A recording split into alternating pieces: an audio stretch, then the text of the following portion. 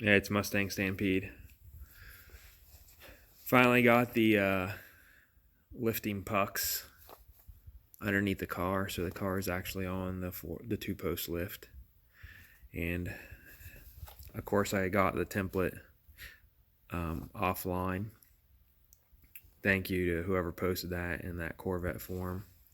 The PDF is a bit tricky to mess with, and I had trouble with B, constantly printing as the wrong size. And what I noticed was if B wasn't lining up, if I held a 1/4 inch on both sides and then added a 1/2 inch along the bottom there, I could get my A and B to meet up, and my templates worked. So no sweat. And you can see that that line there is about a 1/2 inch all the way around, and then you can see the 1/4 inch gap on both sides.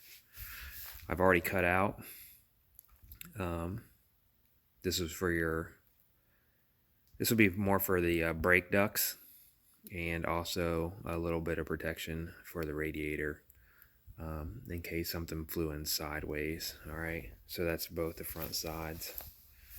All right, and here is the driver's side, which I have not notched yet.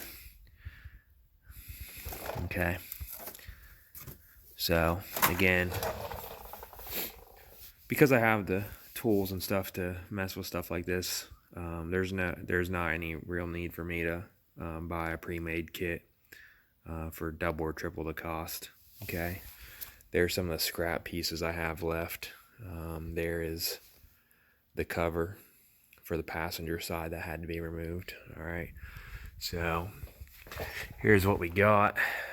You can see the screen is in there, and I went ahead and just there's a zip tie there, a zip tie there, a zip tie right there, a zip tie right there, and then I went ahead and I put one right there on that tab. All right, and I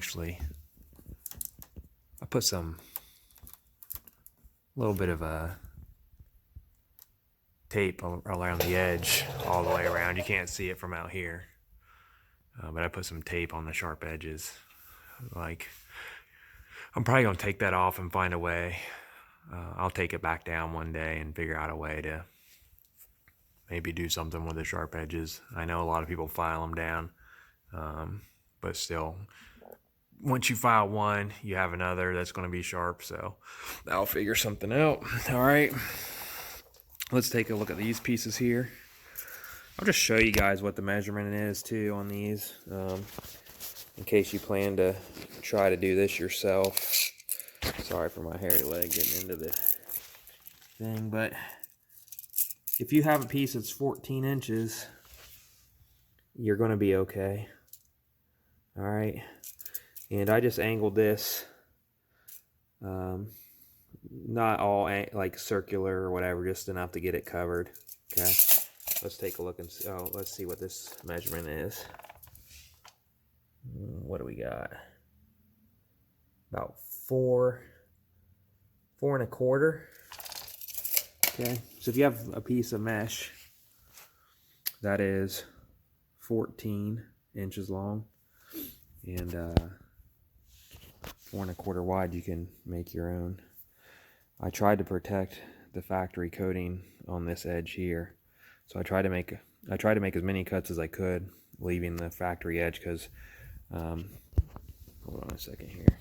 Let's see if I can show you.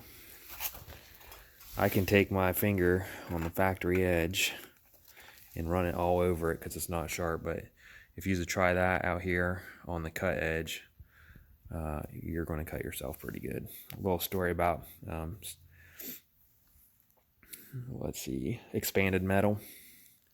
You see my finger right here, from the tip all the way down to somewhere about right there.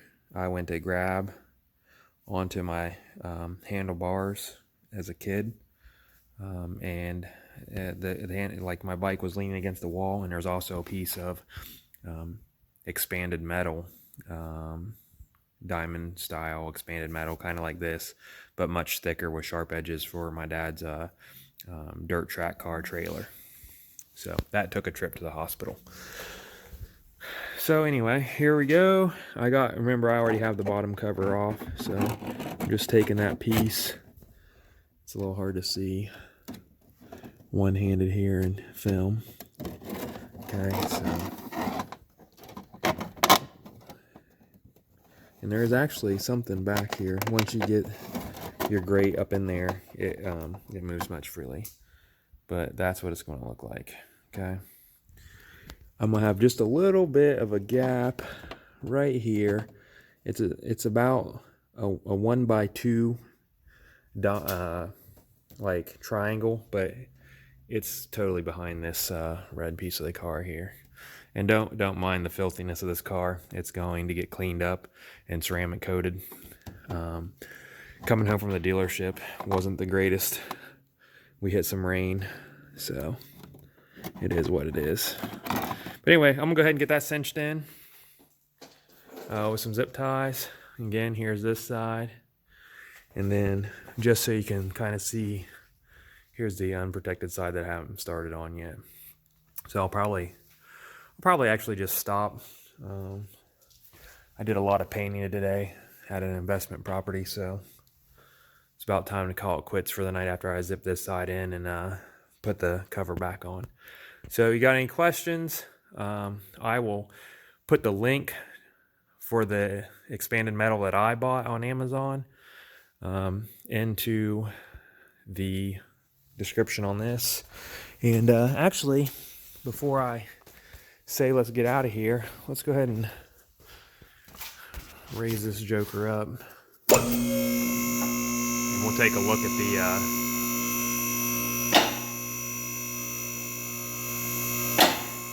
go ahead and take a look at the jacking pucks the best we can.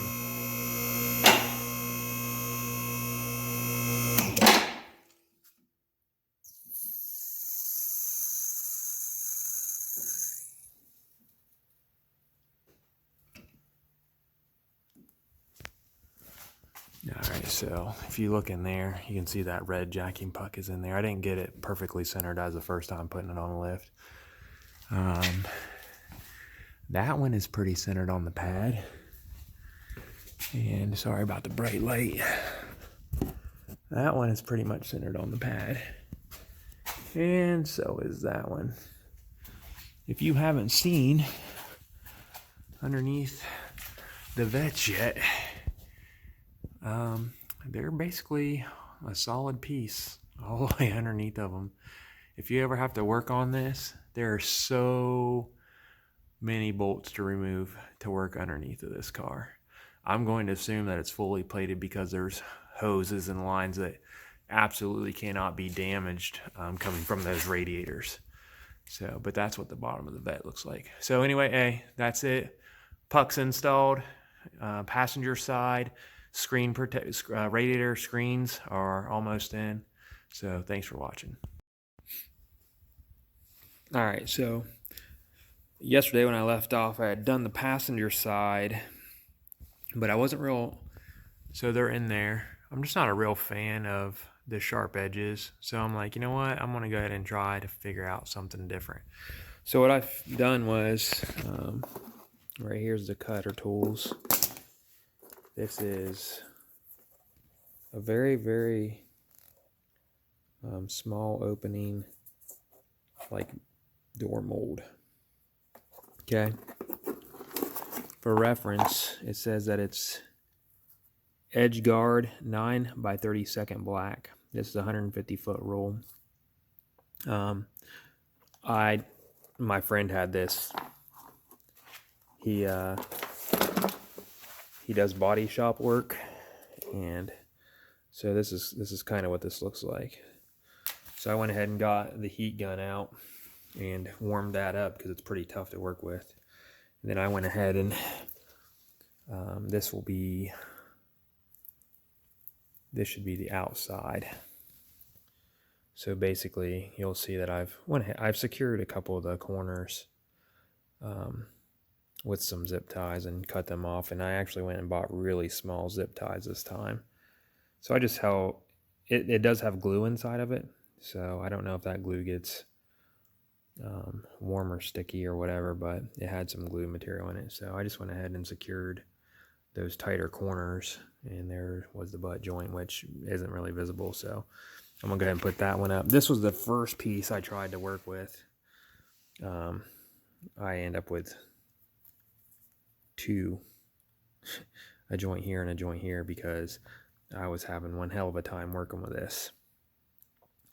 Now I think I have enough on that roll that he had left over to go ahead and redo this with just one joint.